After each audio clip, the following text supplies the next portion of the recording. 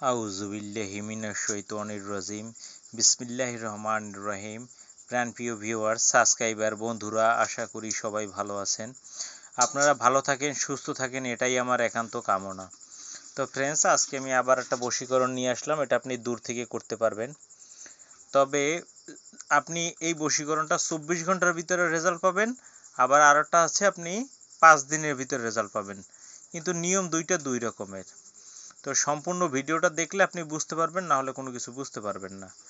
আমি চাই আপনারা ভালো করে দেখুন, বুঝুন, তারপরে একটা জিনিস কাজ করবেন, হাত দিবেন, ভালো হবে।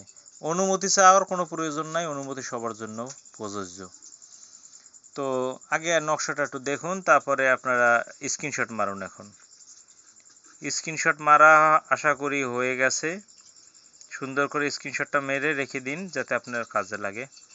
আর যদি একান্তই বুঝতে না পারেন, 08186080655 ইমো আছে, হোয়াটসঅ্যাপ আছে, আপনারা যোগাযোগ করতে পারবেন, যোগাযোগ করে জেনে নিতে পারবেন। তবে আমাকে বলতে হবে যে ওই বশীকরণটা বা তার লিঙ্কটা দিয়ে আমাকে বলবেন যে এই বশীকরণটা কীভাবে কী করব, আমাকে বুঝিয়ে দেন, তাহলেও বুঝাতে পারবো।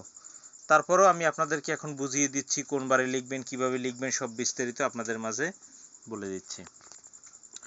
তো প্রথমে আসতেছি আমি, এই নকশাটা আপনারা কিসে লিখবেন। 1 নম্বরে লাগবে ভুজপত্র বা সাদা কাগজে লিখলেও চলবে, কিন্তু কালিটা জাফরান বাধ্যতামূলক। জাফরান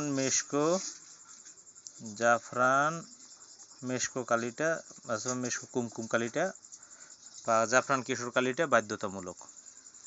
কলম কি ডালিম গাছের ডাল বা যে কলমে কালি ঢুকে লেখা যায় সেই কলম দিয়ে আপনারা লিখবেন। তো আপনারা লিখবেন কী বারে? অবশ্যই মঙ্গলবারে লিখবেন।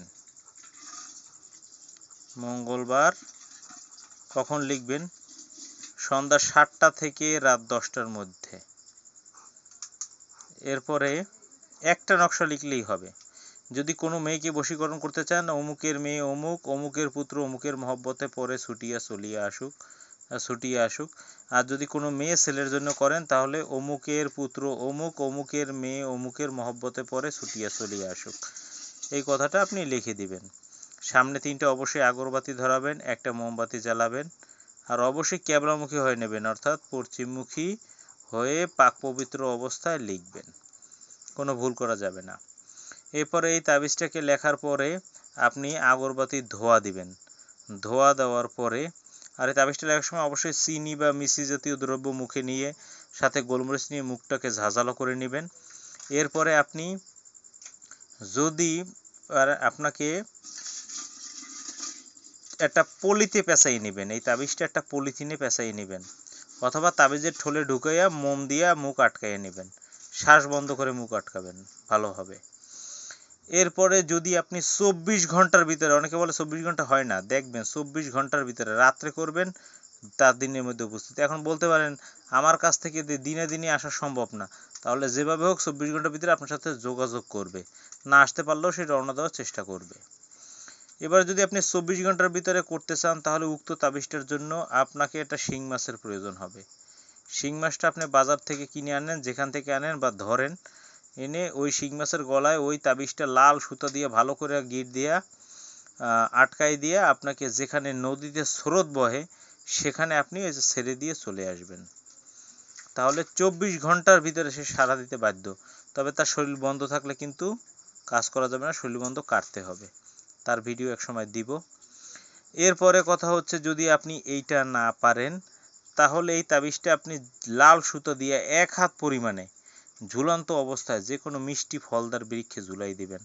এতে আম গাছ হতে পারে, কাঁঠাল গাছ হতে পারে, মানে যেটা মিষ্টি ফলদার বৃক্ষ, মিষ্টি ফল হয়, সেই গাছে ঝুলাই দিলে আপনি 4 থেকে 5 দিনের ভিতরে রেজাল্ট পাবেন। তো আসলে আমি ভিডিও বেশি বড় করতে পারি না, আমি যে যত সুন্দর করে লিখে বুঝিয়ে দেব, তাহলে অনেকে ভিডিওটা দেখবে না, তাই আমি সংক্ষিপ্ত আকারে 4 থেকে 5 মিনিটের ভিতরে বুঝিয়ে দেওয়ার চেষ্টা করি। কোন ধরনের ভিডিও প্রয়োজন অবশ্যই আমাকে জানাবেন। আর যে কোনো পরামর্শের জন্য ফোন করতে পারেন এই নাম্বারে। না বুঝতে পারলে আমাকে ফোন করবেন, আমি আপনাদেরকে বুঝিয়ে দেওয়ার চেষ্টা করব। আর আপনাদের কমেন্ট পাই না, কমেন্ট একটু বেশি বেশি করবেন, কমেন্ট পেলে আমার ভালো লাগে। লাইক কমেন্ট শেয়ার করবেন, যাতে বেশি বেশি আপনাদের মানে আমাকে উৎসাহিত করবেন, যাতে ভালো ভালো ভিডিও আপনাদের মাঝে আমি উপস্থাপন করে দিতে পারি। তো আপনারা দেখছেন প্রাইমাল এনার্জি, চ্যানেলটা বেশি করে সাবস্ক্রাইব করুন, লাইক কমেন্ট শেয়ার করে আমার পাশে থাকুন। সবাই ভালো থাকবেন, সুস্থ থাকবেন, শুভকামনা রইল। আল্লাহ হাফেজ।